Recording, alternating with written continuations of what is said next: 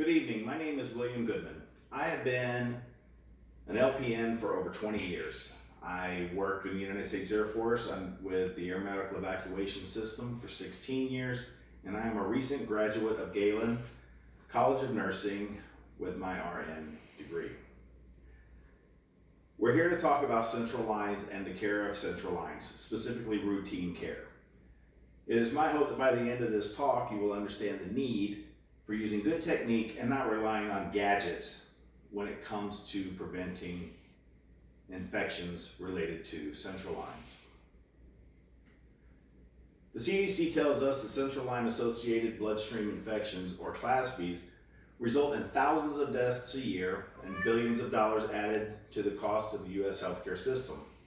Yet these infections are preventable.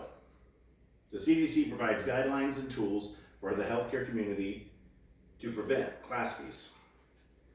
In an article titled Central Line Associated Bloodstream Infections, authored by Hayden and Rugunath, CLASPs lead to prolonged hospital stays, as mentioned before, increased care costs, and a higher rate of mortality.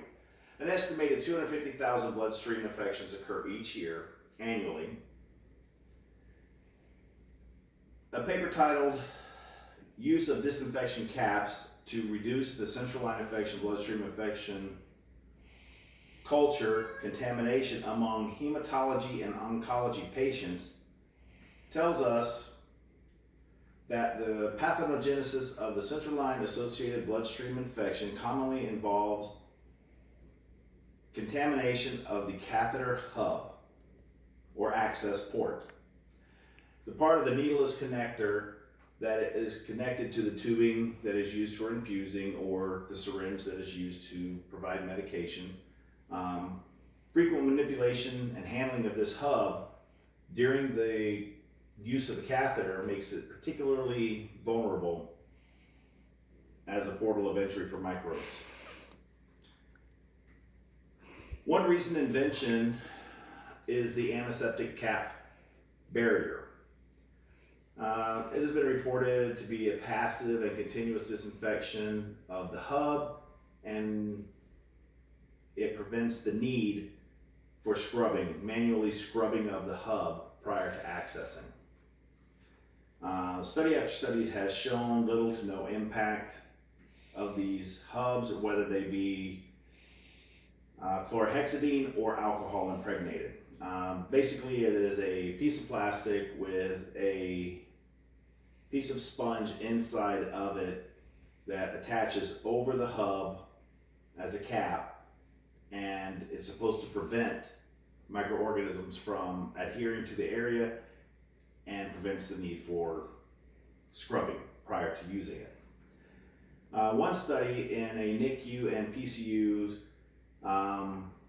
titled NICU and PCUs Don't Benefit from Antiseptic Barrier Caps, the rate of CLASPs per 1,000 catheter days declined from 3.15 to 2.35, and this was determined to be negligible.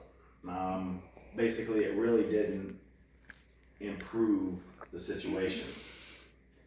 Hicks and Lopez, in an article published in 2020 titled Central Line Management, and is based on the CDC, tells us good aseptic technique is the key to preventing these types of infections. Their article goes on to discuss 3 types of interactions with the central line. You have the insertion, the routine manipulation, and the removal of the line. We're going to focus on routine manipulation. This includes monitoring, dressing changes, and accessing the hub. So any manipulation or use of the catheter should take place only after standard precautions. Good washing of hands has been shown to be one of our leading ways to prevent contamination. After that, you need to apply clean gloves. You need to inspect the line. You're looking for obvious dirt and obvious contamination. Then you want to disinfect the hub prior to access. You want to do this with either chlorhexidine or 70% alcohol. You access the hub, perform your action, and then you scrub and apply a cap of some sort. The chlorhexidine caps and alcohol caps don't serve as a vector or a portal or anything like that that would lead to more infections. They're just not shown to prevent them.